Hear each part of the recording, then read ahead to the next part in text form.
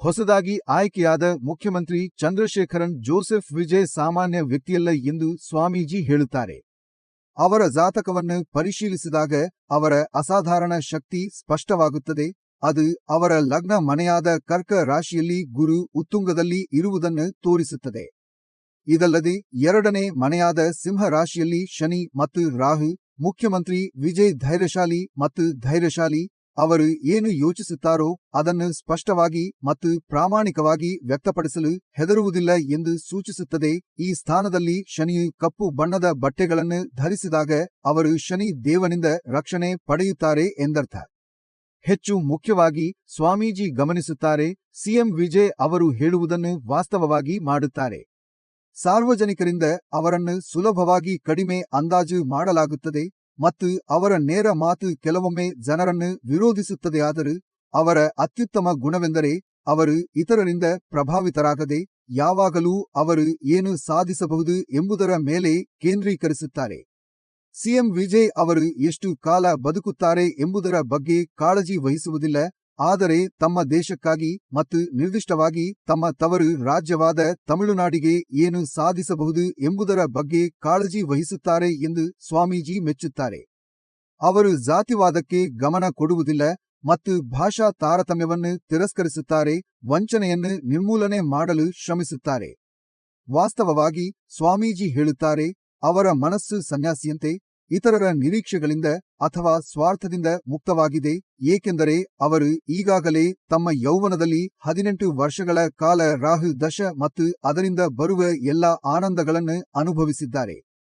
ಅವರ ಜಾತಕವನ್ನು ಮತ್ತಷ್ಟು ಪರಿಶೀಲಿಸಿದಾಗ ಅವರು 2027 ರವರೆಗೆ ಸಾರ್ವಜನಿಕರಿಂದ ಕೆಲವು ಸವಾಲುಗಳನ್ನು ಎದುರಿಸಬೇಕಾಗುತ್ತದೆ ಎಂದು ಸೂಚಿಸುತ್ತದೆ. ಹೆಚ್ಚಾಗಿ ಅಸೂಯೆ ಮತ್ತು ಅಸಾಂಪ್ರದಾಯಿಕ ಹಿನ್ನೆಲೆಯ ಯುವಕ ಮುಖ್ಯಮಂತ್ರಿ ಹುದ್ದೆಗೆ ಏರಬಹುದು ಎಂದು ಜನರು ಒಪ್ಪಿಕೊಳ್ಳಲು ಅಸಮರ್ಥತೆ ಮತ್ತು ಇನ್ನೂ ನಂಬಲಾಗದಷ್ಟು ಅವರನ್ನು ಮೇಲಕ್ಕೆ ಕೊಂಡೊಯ್ಯಲು ಗಾಡ್ ಫಾದರ್ ಇಲ್ಲದೆ. ಕರ್ಕಾಟಕದಲ್ಲಿ ಉತ್ತುಂಗದಲ್ಲಿರುವ ಗುರುವಿನೊಂದಿಗೆ ಅವರು ತಮ್ಮ ಶತ್ರುಗಳಿಂದ ಪ್ರಭಾವಿತರಾಗುವುದಿಲ್ಲ, ಬದಲಿಗೆ ಶುಕ್ರವಾರದ ಜನನದ ಕಾರಣದಿಂದಾಗಿ ಅವರ ಅಭಿಮಾನಿಗಳನ್ನು ಆಕರ್ಷಿಸಲು ಕಾಂತೀಯ ಶಕ್ತಿಯನ್ನು ಹೊಂದಿರುತ್ತಾರೆ. 11ನೇ ಮನೆಯಾದ ವೃಷಭ ರಾಶಿಯಲ್ಲಿ ಶುಕ್ರ ಮತ್ತು ಚಂದ್ರ ಇರುವುದರಿಂದ ಅವರು ತಮ್ಮ ಅಜ್ಜನಿಂದ ಪೂರ್ವಜನ್ಮ ಪುಣ್ಯ ಮತ್ತು ಪುಣ್ಯವನ್ನು ಪಡೆದಿದ್ದಾರೆ. ಎರಡೂ ಅವರನ್ನು ಉಜ್ವಲ ಭವಿಷ್ಯಕ್ಕೆ ಕೊಂಡೊಯ್ಯುತ್ತವೆ. ಕಾಲ ಕಳೆದಂತೆ ಸ್ವಾಮೀಜಿ ದೃಢವಾಗಿ ಭವಿಷ್ಯ ನುಡಿಯುತ್ತಾರೆ. ಅವರ ಜನರಿಗೆ ಅರ್ಥಪೂರ್ಣ ಸಾಧನೆಗಳತ್ತ ಅವರ ಚಾಲನೆ ಕ್ರಮೇಣ ಅವರನ್ನು ಪ್ರಧಾನಿ ನರೇಂದ್ರ ಮೋದಿಯವರೊಂದಿಗೆ ಸೇರಲು ಪ್ರೇರೇಪಿಸುತ್ತದೆ. ಮುಖ್ಯಮಂತ್ರಿ ವಿಜಯ್ ಅವರ ಪೂರ್ಣ ಹೆಸರು ಸಂಖ್ಯಾಶಾಸ್ತ್ರದ ಸಂಖ್ಯೆ 9 ಎಂದು ಅನುವಾದಿಸುತ್ತದೆ. ಇದು ಅವರ ವಿಶಾಲ ವ್ಯಕ್ತಿತ್ವದಂತೆಯೇ ಇತರ ಎಲ್ಲಾ ಸಂಖ್ಯೆಗಳನ್ನು ಒಳಗೊಂಡಿದೆ. ವಿದ್ಯುತ್ತನ್ನು ಮೊದಲಿಗೆ ತುಂಬಾ ಅಪಾಯಕಾರಿ ಎಂದು ತಿರಸ್ಕರಿಸಿ ಅನಿವಾರ್ಯ ಆಸ್ತಿಯಾಗಿ ಮಾರ್ಪಟ್ಟಂತೆ ಸ್ವಾಮೀಜಿ ಸಿಎಂ ವಿಜಯ್ ಅವರ ವಿದ್ಯುತ್ ವ್ಯಕ್ತಿತ್ವವನ್ನು ಆಶೀರ್ವದಿಸುತ್ತಾರೆ. ಅದು ಮೊದಲಿಗೆ ಅವರ ಸುತ್ತಲಿನವರಿಂದ ನಕಾರಾತ್ಮಕತೆಯನ್ನು ಉಂಟುಮಾಡಬಹುದು, ಆದರೆ ಕಾಲಾನಂತರದಲ್ಲಿ ಅದರ ಶಕ್ತಿ ಮತ್ತು ಮುನ್ನಡೆಯುವ ಮತ್ತು ವಿಜಯಶಾಲಿಯಾಗುವ ಸಾಮರ್ಥ್ಯಕ್ಕಾಗಿ ಹೆಚ್ಚು ಮೆಚ್ಚುಗೆ ಪಡೆಯುತ್ತದೆ. ಒಂದು ದಿನ ಸ್ವಾಮೀಜಿ ಹೇಳುತ್ತಾರೆ, ಜನರು ಮುಖ್ಯಮಂತ್ರಿ ವಿಜಯ್ ಅವರ ಸಾಮರ್ಥ್ಯಗಳನ್ನು ನಿಜವಾಗಿಯೂ ಅರ್ಥಮಾಡಿಕೊಳ್ಳುತ್ತಾರೆ ಮತ್ತು ಅವರ ಅದ್ಭುತ ಏರಿಕೆಯನ್ನು ಪ್ರಶಂಸಿಸಲು ನಮಗೆ ನೆನಪಿಸುತ್ತಾರೆ. ಇದು ತುಂಬಾ ವಿಭಿನ್ನ ಮತ್ತು ಅಸಾಮಾನ್ಯ ಹಿನ್ನೆಲೆಯ ಹೊರತಾಗಿಯೂ ಅಂತಿಮವಾಗಿ ಸ್ವಾಮೀಜಿ ಎಚ್ಚರಿಸಿದ್ದಾರೆ.